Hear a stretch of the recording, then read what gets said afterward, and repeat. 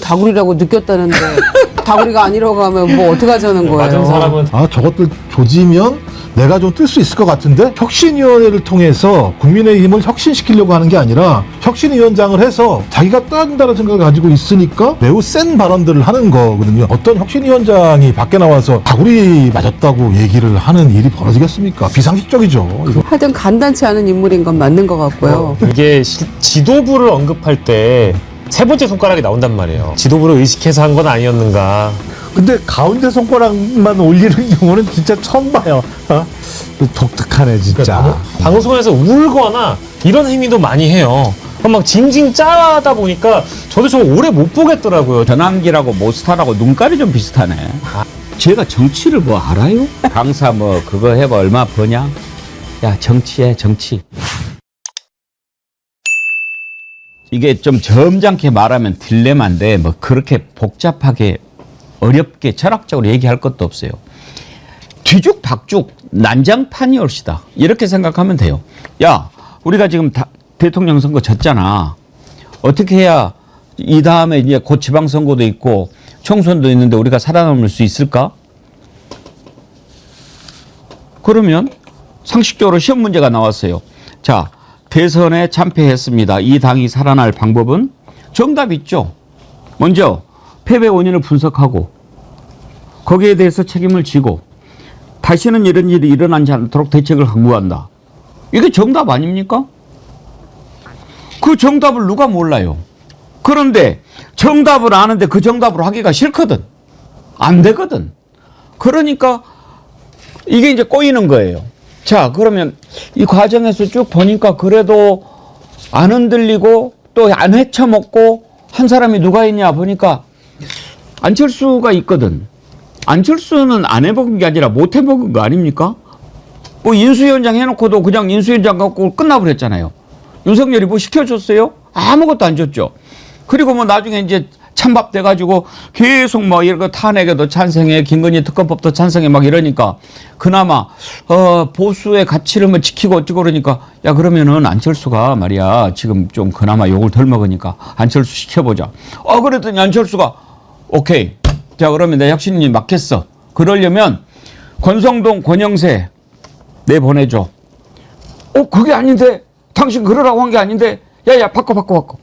그랬더니 아니 내가 그냥 그만둘게 나 대표해서 바꿀게 하고 딱 했잖아요. 야 그러면 안철수가 이제 안 한다고 그러는데 누가 또 있나?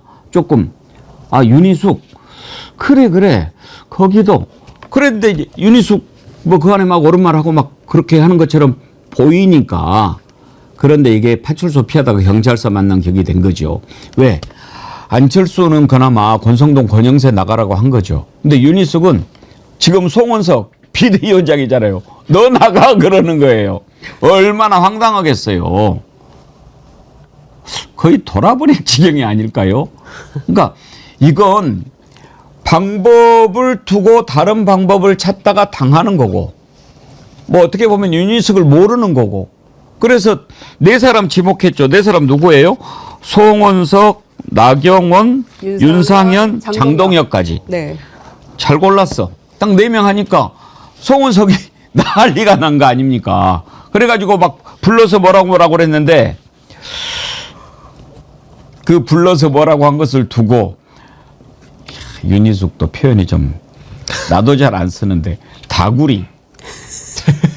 박영식 앵커님. 예. 다구리가 뭐예요? 다구리라는 것은 좀 속칭 이제 우리가 보통 몰매 맞는다고 할 때 다수에게 한꺼번에 내가 이제 폭행을 당하거나 일본 말 아니에요? 저 잘 모르겠습니다. 그 아마 속어나 은어인 걸로 알고 있는데 다구리 당했다라는 표현이 정치권에서 등장할 줄은 좀 꿈에도 상상을 못했습니다. 근데 뭐 정치인의 이 그 말이라는 것도 품격과 연결이 되는 것인데 윤희석 위원장이 평소에도 그 얼마나 품격을 지키셨는지는 모르겠지만 그 기자회견장에서 손가락을 잘못 써가지고 한번 논란이 된 적 있지 않습니까? 그 장면 한번 보고 나니까 다구리라는 표현도 그리 막 이렇게 생경하진 않네요. 다구리. 윤희숙 위원장이 직접 했던 표현으로 들어볼 텐데요. 자, 윤희숙 혁신위원장 다구리 표현 한번 들어보시죠. 그럼 어제 그 쇄신안에 대해서는 별 말씀 없으셨나요? 그에 대해서? 다구리? 어떤 다구리가 하는 건 안 받아들이겠다는 취지로 다들 말씀하십니다. 비공개 때 있었던 얘기니까 그냥 다구리라는 말로 요약하겠습니다. 어제 실신한 말씀하시고 나서 당사자들이 무응답하거나 좀 반발하는 입장을 보이셨거든요. 오늘 제 페북 볼까요? 네. 그거랑 좀 연결지어서 생각하시면 좋을 것 같아요. 지금 저희가 어제는 그렇게 실명까지 언급했지만 기본적으로는 우리 당에 지금 책임지는 분이 없다라는 것이 국민들 눈에 너무나 답답한 것이고 아름답게 책임지는 국민들의 모습을 제가 지금 부탁드리는 그런 차원이 굉장히 중요한 차원입니다. 윤희숙을 잘못 본 거죠. 응? 김영남 의원님 윤희숙 의원 아시죠? 나 알죠. 네. 제가 의원할 때 그 KDI 연구원이었죠. 예. 그래서 그때 당 무슨 행사에 자주 왔었죠. 만만치 않죠. 뭐 만만치 않은 거는 알겠는데 저는 방법론상으로는 약간 좀 그 틀린 것 같아요. 왜냐하면 그 뭐든지 어떤 개혁을 추진할 때는 명확한 기준이 있어야 되거든요. 그 기준을 설정하고 기준에 따라서 밀고 나가도 사실은 반발이 크고 이런저런 공격들이 많이 들어올 수밖에 없는 건데 지금 구체적으로 4명의 실명을 언급했는데 사실 기준을 잘 모르겠어요. 그러니까 지난 정부의 가장 책임이 큰 사람? 그럼 당내에서 찾으면 사실은 안철수 의원이 제일 먼저 언급했던 이른바 쌍권부터 나가는 게 맞아요. 쌍권, 뭐 이철규 이 순서로 나가는 게 맞는데 거기는 건너뛰고 이제 4명을 언급했는데 그러면 먼저 대상이 됐어야 될 사람들은 언제 할 거냐? 뭐 2차, 3차도 있다라고 말은 했는데 누가 봐도 제일 책임이 크고 쇄신에 제일 먼저 대상이 돼야 될 사람부터 그 대상으로 지적해 나가면서 이렇게 해 나가는 게 맞거든요. 그래서 이게 순서를 바꿔놓으면 안 그래도 쇄신에는 반발이 큰데 순서가 바뀌면 더 커질 수밖에 없어요. 오이도님, 국힘당 번영회 회원들이 다구리 할 만하지 그러셨는데 안 봐도 뻔하지 않습니까? 그런데 이제 또 김대식 의원 지금 뭐 맡고 있어요 당에서? 김대식 비대위원. 국민의원. 비대위원이에요? 예. 그런 거 없었다. 또 그렇게 얘기를 해요. 말은 한번 들어봅시다.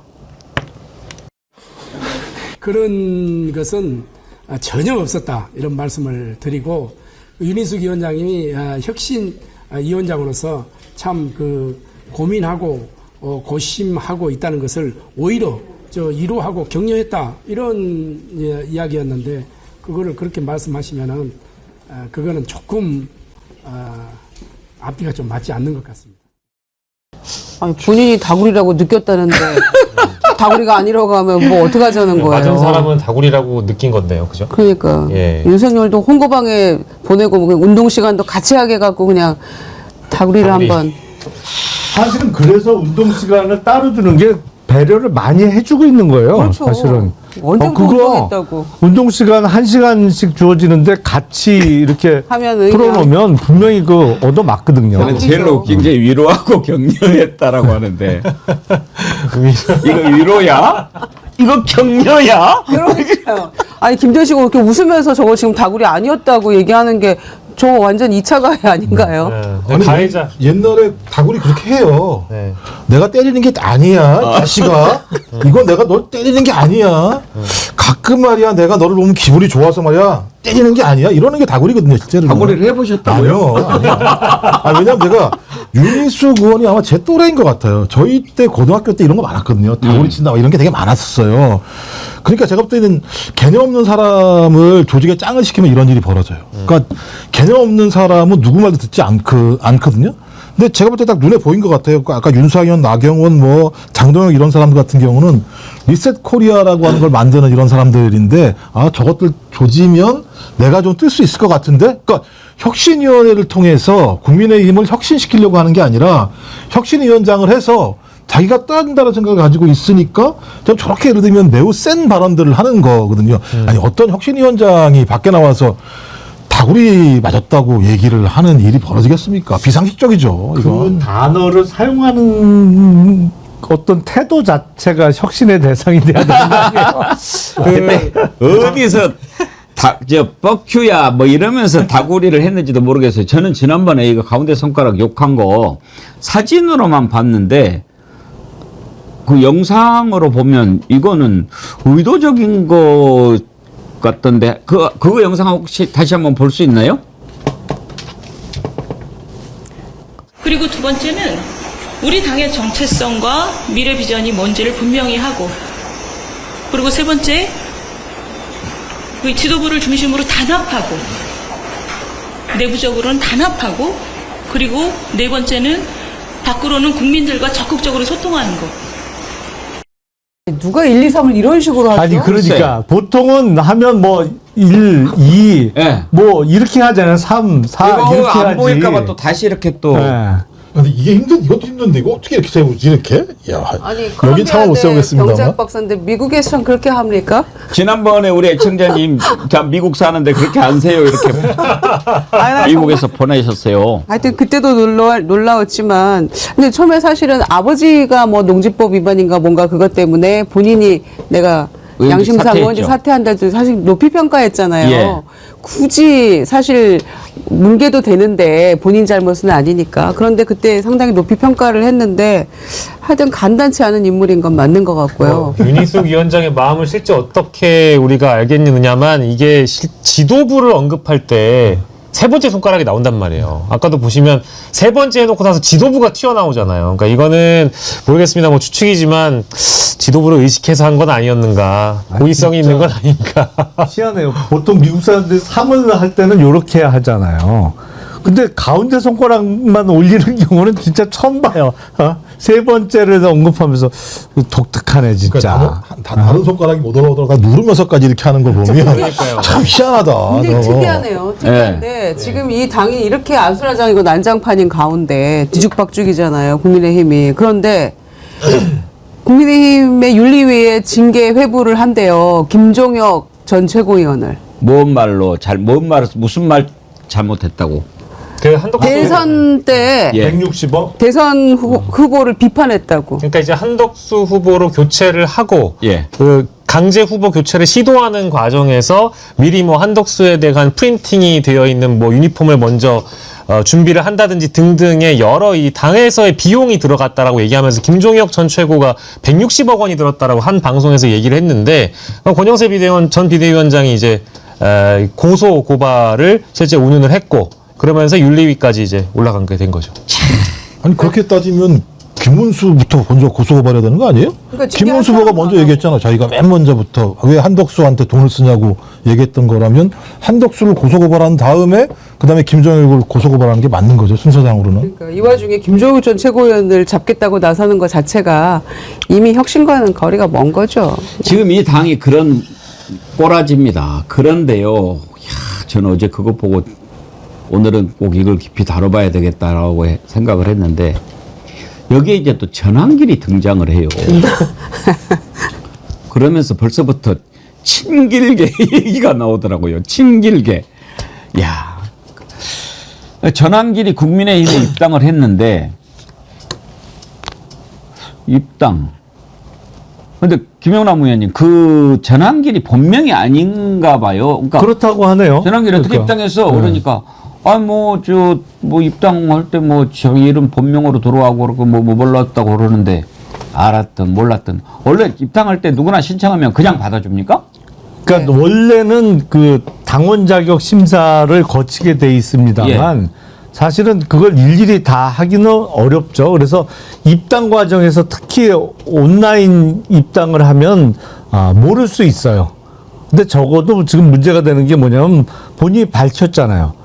그러면 그 입당은 아무도 모르게 할 수 있지만 들어온 사람 출당은 시킬 수 있잖아요. 왜냐하면 전환길 씨 같은 경우에 지금 사실상 내란을 옹호하고 있는 발언을 공개적으로 계속하고 있단 말이에요. 내란 수기인 윤석열을 옹호하는 발언을 하니까 그건 사실상 내란을 옹호하는 거나 매한가지거든요. 그러면 당원 그 징계 절차로 해서 출당을 시킬 수가 있는데 보니까 그냥 입당해서 저런 사람도 우리 당의 당원으로 있는 게 뭐가 문제야 이런 태도 같은데 아직 사태의 심각성을 모르는 것 같아요. 아직 멀었어요. 이 전한길 이자가요. 요즘에는 지금 이제 뭐 강사도 안 하죠. 뭐 얼마 전에 제가 언론인이라고 했다가 뭐 이제 그러면서 내가 이제 국민의힘에 10만 명 데리고 들어가서 뭐 접수할 거야 막 이런 정도 기세를 막 올리면서 지금 했는데 한번 뭐라고 얘기했는지 들어보시죠. 오늘 송원석 원내대표님 국힘 지지율 얼마인지 아십니까? 17.5%입니다. 17.5%. 이게 원내대표 부끄러운지 알아야죠. 그러니까 계속 김어준 말 소리에 귀를 기울이고 전한길과 거리를 두라는 한동훈 말에 귀를 기울이니까 이런 참담한 지지율이 나오지 않겠습니까? 부끄러운 줄 아십시오. 저는 전한길이가 국회의원 하려고 하는 게 아니잖아요. 전한길을 품으라고요. 내치지 말고. 제가 하나 예언 하나 해드릴까요? 앞으로 8월 달에 당대표 누가 나올지 모르지만 장동혁도 나온다는 이야기 들리고 또 조경태도 나온다는 소리 들리던데 전한길을 품는 자가 당대표 될 것입니다. 전한길을 품는 자가 최고위원이 될 것입니다. 전한길을 품는 자가 바로 집권 세력이 될 것입니다. 전한길을 품는 자가 대한민국의 민주주의를 발전시킬 것입니다. 근데 박영시 앵커님, 예. 저는 왜 저렇게 소리를 질러요? 원래부터 저렇게 소리를 지르는 걸로 유명했습니다. 강의할 때도 예전에 과거에 이 정치판에 들어오지 않을 때도 원래 이렇게 좀 샤우팅하면서 강의하는 게 유명했던 인간이어가지고. 절마 성대모사도 됩니까? 안 됩니다. 소리를 지르면 성대 나가요. 네. 성대 나가 저러다가. 아니 근데 그 항상 저 소리를 지르거나 전한길 씨는 읍소하는 것도 굉장히 익숙하거든요. 방송에서 울거나 이런 행위도 많이 해요. 그럼 막 징징 짜다 보니까 저도 저 오래 못 보겠더라고요. 조금 제 멘탈에 좀 영향을 끼치는 것 같아가지고 지금 옆에서도 김유정 의원님이 너무 보기 힘들다고 말씀하실 정도니까. 다구리를 많이 당하는데.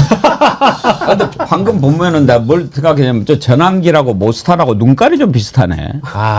눈가까지 보였습니까? 눈깔이 약간 좀 돌아가 있지 않나요? 저는 좀 귀가 안 좋은 거 있어요. 맨 처음에는 귀가 안 좋으면 좀 소리를 들을 수 있는 상황이긴 한데 저는 이 전한길이라는 인물을 국민의힘이 빨리 내보내지 않으면 저거 진짜 큰일 나겠다. 제가 국민의힘을 걱정해야 될 이유는 없습니다만, 보니까 국민의힘 당원 당규에 저기가 있더라고요. 제 8조 3에 개파 분영이라는 게 있더라고요. 근데 지금 전한길을 입당하면서 하는 얘기가 내가 개파 만들어서 들어와서 내가 최고위원도 만들고 당대표도 만들고 이런 얘기를 하는 거잖아요. 그리고 말씀하셨던 것처럼 전한길은 지금 내란 수계의 어떤 꼭두가시처럼 밖에 나와서 얘기하는 사람인데 저런 사람이 당에 들어왔는데 당의 명예를 훼손하고 있는 상황이면 출당시킬 수 있거든요. 아무런 조치를 하지 않는다고 하는 건 제가 볼 때 그냥 저렇게 예를 들면 무너지겠다라고 하는 얘기밖에 안 되는 상황이기 때문에 이미 전 접수당했다고 봐요. 그런 사례들이 있었어요. 과거에 그 전광훈 목사부터 시작을 해서 맨날 한 얘기가 그거잖아요.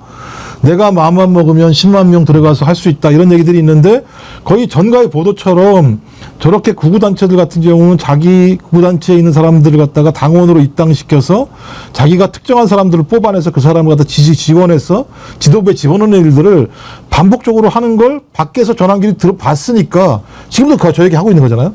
내가 내 사람들 끌고 들어가서 저 사람들 집단적으로 특정한 사람들 밀어주면 그 사람 최고위원 될 수 있어. 최고위원 되면 그 사람이 당을 다 접수할 거야. 이런 식이기 때문에 저도 그렇게 되면 저 당은 그야말로 내란당이 되는 거죠. 궁극적으로는. 아니 그 대선 무렵에 당원이 한 77만쯤 됐다고 하는데 70만 잡더라도 10만이 더 들어왔으면 이건 어마어마한 건데 엄청난 이 변화 아닙니까? 그러면은 국민의힘에서 우리 당원이 이렇게 늘었다라고 얘기할 만도 한데 아무도 모르고 있더라고요. 그러니까 이거는 아무리 봐도 10만은 뻥인 것 같은데 뭐 아침에 그 국민의힘 쪽 뭐 얘기하는 거 보니까 우리공화당에서도 국민의힘 입당을 독려하고 있대요. 사실 이중 당적이 어떻게 구별할 방법이 없거든요. 적발을 해낼 도리가 없기 때문에 그런 얘기도 하고 있다고 하는데 결국에는 이제 완전히 극우 세력에게 접수되는 거 아닌가 이런 지금 모양새로 가고 있는데 8월 22일 날 전당대회 한대요. 국민의힘이. 예. 청주에서. 그러면 전환길이 10만 해서 나를 끌어안아야만 누구든 당대표 된다라고 얘기를 하고 있는데 이게 3달 동안 당비 내야 되거든요. 그러면은 5월 20일, 22일 그 이전에는 다 입당을 했어야 되는데 전환길이 10만을 그 전에 입당시켰을까요? 3달 당비 내야 되는데. 그러니까 이렇게 봐도 저렇게 봐도 이 앞뒤는 안 맞는 것 같은데 저렇게 큰 소리 치고 있고 윤어게인 얘기하고 있고 부정선거 얘기하고 있는데 이거 엄청난 해당이고 당론하고 지금 안 맞는 거 아니에요. 어쨌거나 표면적으로는. 그럼 바로 출당시키든지 징계위 열어가지고 내보내야죠. 그걸 아직도 저렇게 두고 보겠다는 거는 말이 안 되는데요. 그러니까 본인 최고위원 나온다는 얘기까지 나오잖아요. 근데 예. 내란범도 출당을 시키는데 그리 오랜 세월이 걸렸는데 저런 인물 하나 출당시키는 것도 못하겠죠, 당연히 국민의힘. 아니 다 떠나서 김영남 의원님, 제가 정치를 뭐 알아요? 본인은 안다고 생각하는 거죠. 윤석열도 했는데요. 윤석열도 했는데. 그건 맞아요. 그러니까 모든 잠재적인 정치 지망생들한테 꿈과 희망을 준 측면은 있어요. 아니 쟤도 하는데 내가 왜 못해? 뭐 이런 그 역겹과 그런 건 분명히 있는 것 같은데 본인은 안다고 생각을 하겠죠. 근데 제가 보기엔 지금 윤희숙 전 의원이 혁신위원회 뭐 꾸리고 있습니다만 아니 그러니까 현역 의원은 참 어떻게 방법 없어요. 그래서 최선의 방법이 차기 총선 불출마 선언을 이끌어내는 거예요.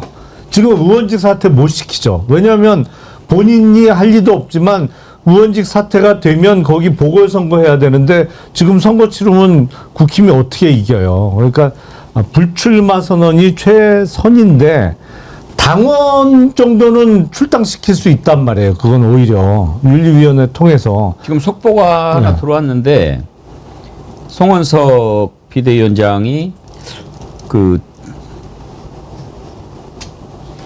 전환길 조치 방안을 검토하라. 이렇게 지금 지시를 그러니까 내렸네요. 진작 했어야죠. 근데 말이 바뀌었네요. 송원석 원내대표도 처음에는 방법이 없다고. 그 방법 없다는 식으로 했더니 말이 바뀌었네요. 근데 그 리셋 코리아 강연에 갔던 것도 송원석 비대위원장이 갔었어요. 그러니까요. 근데 이제 이래놓고 이제 상황이 심상치 않다라고 느끼니까 이제 입장을 바꾼 것 같은데 뭐 이제 와서 이렇게 한들 뭐 그 진정성이라는 게 있겠습니까? 그리고 그 전한길의 이름이 아니라 본명이 전유관이잖아요. 예. 그래서 그 입당할 때 전한길인 줄 몰랐을 가능성도 뭐 일부 있다고는 봅니다만. 뭘 몰라. 네, 그렇다고 하더라도 상황이 이렇게 됐다라고 하면은 당연히 공당 차원에서는 그 구를 멀리하는 거지 사명으로 상식이죠. 가입이 안 되니까 그런 건데 네. 뭐 모를 리는 없고 아마 제 생각에요. 저자가 왜 지금 저렇게 뜨냐면 이제 방방 뜨냐면 우리가 이제 추리해봤을 때 그랬을 가능성이 있어요. 저자가 이제 막 그 아스팔트 위에서 날지를 떨다가 고맙다고 윤석열이 탈옥해가지고 불러서 밥도 먹고 그랬잖아요. 네. 그때 윤석열이 그랬을 거야.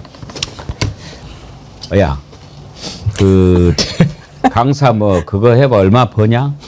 야 정치해 정치. 겁나게 생겨. 이러고도 남았을 거야. 그러니까 그게 더 야, 새끼야 내가 어떻게 벌었는지 아냐? 뭐 통역에서 아니 그러니까요 이게 김건희가 얘기해줬을 거예요. 김계리와 전환길은 정치하려고 좀 작정을 하고 지금 하는 거라 생각이 드는데 걱정되는 건 전환길 저자자가 왜 이렇게 길길이 날뛸까? 저는 세계로 교회가 뒤에 있는 거 아닌가 이런 생각이 드는 거예요. 지금 전광훈 사랑제일교회와 척을 지면서 구구 기독교 단체의 미래를 갖다가 먹기 위해서 세계로 교회가 굉장히 열심히 활동하고 있는데 여기 그러니까 전환길의 뒷배가 세계로 교회예요. 그러면 세계로 교회가 걱정하지 마. 우리 교인들 그쪽으로 당원으로 보낼게라고 얘기하고 또 갑자기 모스탄 같은 사람 왔을 때 같이 불러서 가려고 했던 이런 것들을 보면 본인이 세계로 교회 그다음에 부정선거 단체들의 지원 세력들 이런 세력들에 대해서 국민의힘이 제대로 얘기할 수 있을까가 걱정인 거예요. 이런 사람들이 매우 주력 부대로서 당내 지역 단위에서 활동하고 있는 상황이거든요. 저는 그래서 전환길이 믿는 건 이런 교단, 그러니까 극우 교단, 그 다음에 부정선거라고 주장하고 있는 이런 조직들을 등에 업고 들어오는 건데 여기랑 척을 진다라고 얘기하면 저는 거의 국민의힘은 내전을 벌여야 된다. 근데 내전을 벌일 수 있을까? 저는 그래서 송원석이 저 얘기를 한 것이 진심일까? 그냥 제가 볼 때는 지금 면피하려고 하는 게 아닐까? 이런 생각이 들기도 해요. 그 전환계리가 지금 와가지고 막 그 깝죽대고 그러는데 지난번에 리셋코리아 예. 네. 그 뭐 토론회인가 하는데 윤상현이도 아주 개무시하고 막 그러더라고요. 그러니까 지금 뭔가가 막 도치가 돼 있어요. 그 장면 한번 보여주세요. 소수 정당 아닙니까? 대통령을 살려야 됩니다. 박근혜 대통령 탄핵당했고 이명박 대통령 감옥 갔고 윤석열 대통령도 탄핵에다가 지금 붙이고 같으시지 않습니까? 있습니다. 또 대선이 되고 싶다마는 여기 계신 어느 누구도 또 이재명도 마찬가지고 모든 국민들이 앞으로 다가올 대선에서 또는 어떤 선거에서 부정선거 통해 강대고 싶다면 있겠습니까? 네, 그러는 선생님. 몰라요. 거쳐지길 소원합니다. 네. 그리고 마지막으로 하나 드리겠습니다. 이 시간에 지금 저도 어떻게 가지고 왔다가 이 자리에 와서 이 목소리 내용을 참여했습니다. 이 시간에 2005년에는 미국에서 못산 국제형사사법 대사가 지금 방한하고 있습니다. 네, 그러는 선생님. 네. 30초만 더 하겠습니다.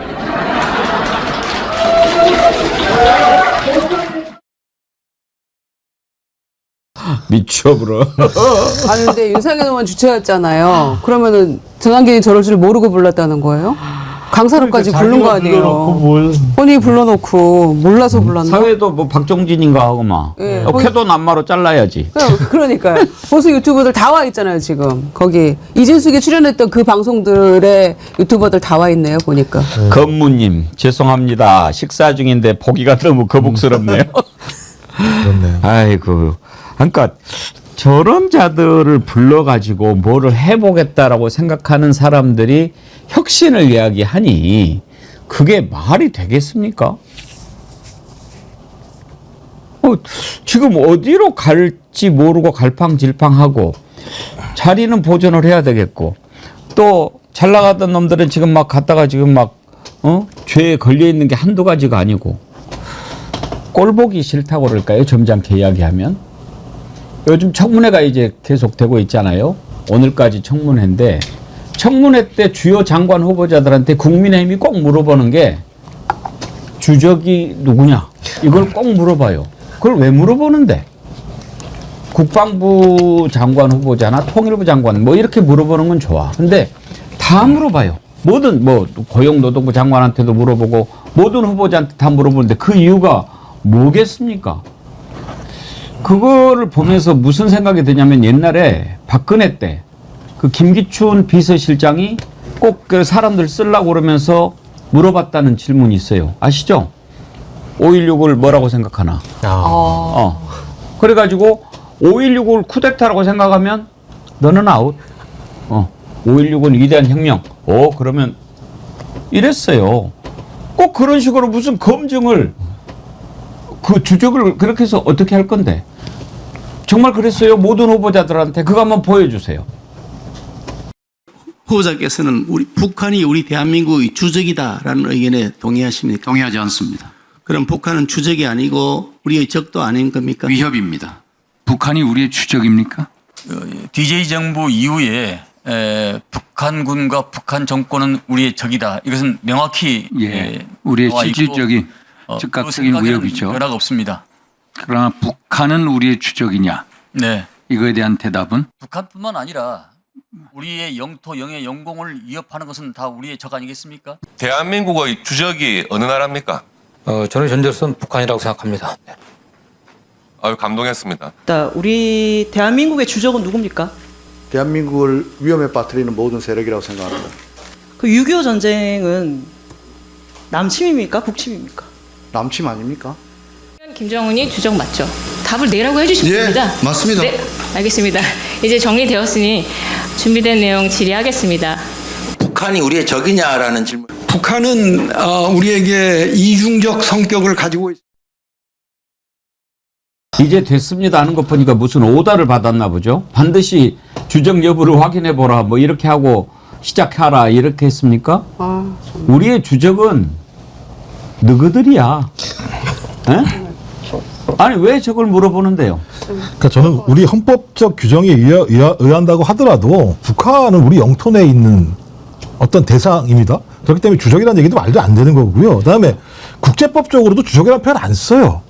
그렇게 따지면 소위 한반도와 그 부속도서 이외에 있는 나라들 같은 경우는 다 국제법적으로 예를 들면 주적이라고 얘기하는 순간 교정국이 되는 거예요. 그러니까 국제법적으로도 맞지 않는 것이고 우리 헌법적으로 예를 들면 맞지 않는 건데 우리에 있는 군인들 같은 경우는 휴전선에서 북한군을 대적하고 있기 때문에 내부에서 보수 정권일 때 주적이라고 명시는 해왔어요.